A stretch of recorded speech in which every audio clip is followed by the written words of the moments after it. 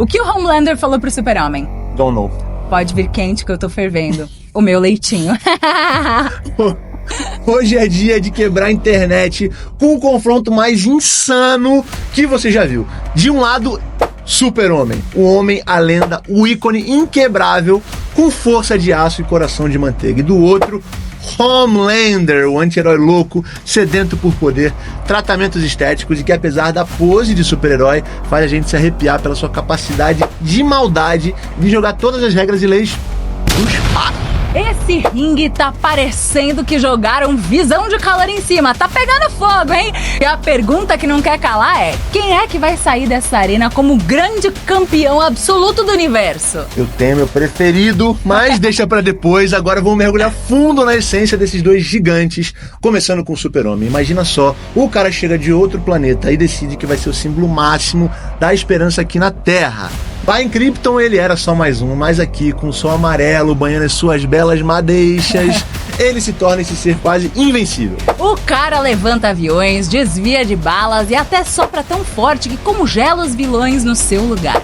Mas o que realmente impressiona é como ele usa esses poderes. Lembra daquela vez que ele parou um meteoro antes de destruir a cidade inteira? Ou quando ele se colocou entre o Sol e a Terra para absorver uma explosão solar que teria fritado todos nós? Isso sem falar no seu lado humano, aquela conexão com as pessoas, algo que ele valoriza mais que tudo. Valoriza muito mesmo, mas agora vamos falar do outro carinha, do Homelander. O cara é o sonho americano levado ao extremo com notas de fascismo e pesadelo. Criado em laboratório pela VOT América, ele é o produto final do composto V. É um super soldado com um sorriso de comercial de pasta de dente e um coração tão frio quanto iceberg que afundou o Titanic. E o que ele fez de bom? Bom, ele já derrubou um avião sem pensar duas vezes só pra provar um ponto, né? Ele leva as discussões ao extremo. E aquela vez que ele destruiu um terrorista só com um simples olhar, literalmente queimando o cara com a sua visão de calor. Mas o que realmente choca é o seu lado obscuro. Aquele que ele esconde atrás da capa e do sorriso. A manipulação, o controle, tudo serve aos seus interesses e ele não tem limites quando se trata de manter o seu poder e a sua imagem. Quando a gente coloca o Super-Homem e o Homelander lado a lado, a coisa fica ainda mais interessante. Ambos têm o poder que desafiam a lógica, mas a forma como eles escolhem usar esses dons não poderia ser mais diferente. Enquanto o Super-Homem é o herói por excelência, sempre pronto para salvar o dia e fazer o certo, o Homelander usa sua força para intimidar e controlar, sem se importar com as consequências. Mas, como todo herói ou anti-herói, no caso do Homelander, eles têm as suas fraquezas. Pro Super-Homem, a Kryptonita é a sua ruína, o pedaço de casa que ele não pode abraçar. Olha que poético. Já pro Homelander, a sua fraqueza é mais complexa, mais humana, por mais irônico que isso seja, né? Não é algo que você pode tocar ou ver, mas é igualmente devastador. No final da segunda temporada de The Boys, a gente viu isso em ação. Quando a adoração do público, a única coisa que ele realmente valoriza mais que seu próprio poder, começa a vacilar, a gente vê um Homelander encurralado de uma maneira que a gente nunca imaginou. Ele parecia inabalável, de repente se vê vulnerável, provando que até os mais poderosos têm seus calcanhares de Aquiles. Nesse embate de titãs, mais do que descobrir quem amassaria quem, a gente aprende sobre o peso da responsabilidade que vem com o poder. Super-Homem, o símbolo máximo de esperança e justiça, carrega consigo o peso de seu último filho de Krypton. A chegada dele na Terra não foi um mero acaso, não. Foi um destino moldado para inspirar a humanidade. Cada ato de heroísmo, cada salvamento, desde resgatar um avião em queda até deter um asteroide prestes a colidir com o nosso planeta, tudo isso é uma demonstração do seu compromisso inabalável com a vida. A ética e a moralidade dele são tão impenetráveis quanto a sua pele, tornando ele o herói que sempre coloca os outros antes de si mesmo.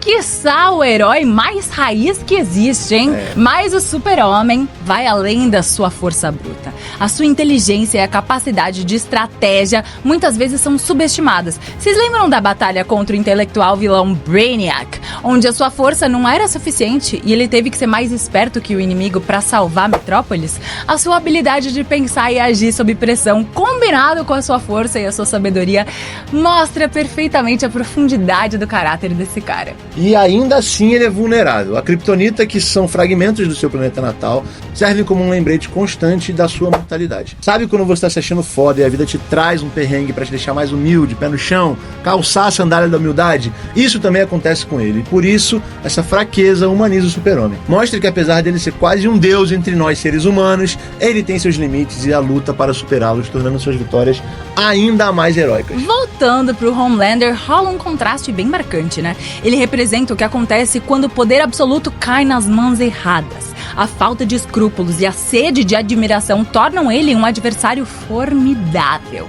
As suas ações, embora mascaradas de heroísmo, são movidas por ego e manipulação, pintando um quadro sombrio do que significa ter superpoderes sem moralidade para guiá-los. O Homelander, ele não hesita em usar a força dele para intimidar, para controlar, para exterminar qualquer um que veja como ameaça a sua imagem. O confronto dele com os membros dos The Boys é um testemunho da sua brutalidade e falta de compaixão, mostrando que para ele os fins sempre justificam os meios, independentemente das consequências morais.